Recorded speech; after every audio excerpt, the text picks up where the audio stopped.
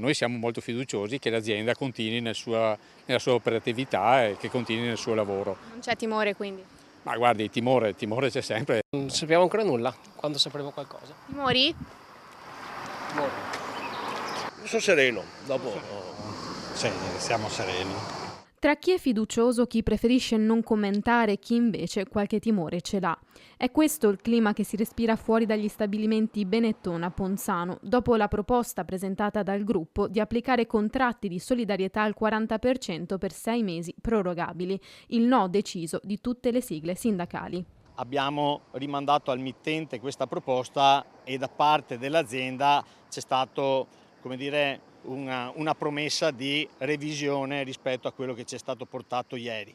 Nonostante le difficoltà non ci saranno licenziamenti, ma dovendo correlare le risorse umane all'attuale volume d'affari verranno utilizzati gli ammortizzatori sociali. Ad annunciarlo circa un mese fa, poco dopo il suo insediamento, anche con un post sul suo profilo LinkedIn, il nuovo AD di Benetton, Claudio Sforza. Sacrificio che i sindacati non sono disposti ad accettare. Un 40% in questo momento vuol dire far pesare ancora di più la crisi alle famiglie che già hanno grosse difficoltà. A parte gli operai, diciamo che il sacrificio cade soprattutto nella parte impiegatizia, stiamo parlando di oltre 1000 persone, tra Ponzano e Castrette. La proposta va considerata come un'azione a tutela dei posti di lavoro, precisano fonti interne all'azienda e alle agenzie di stampa. Questo per evitare licenziamenti.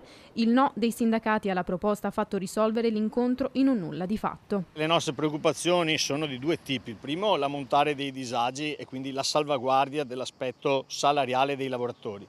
Ma quello più grande riguarda il futuro di Benetton, perché il sogno di tutti i lavoratori che ormai da oltre 10 anni vedono i bilanci in difficoltà è quello di ritornare ad essere un'azienda performante. Noi sostanzialmente chiediamo all'azienda di ridurre la percentuale di solidarietà, che significa ridurre il disagio ai lavoratori e, come dire, aiutare a colmare il gap tra la differenza del salario rispetto all'incidenza della solidarietà e quindi integrare magari la retribuzione al 100%.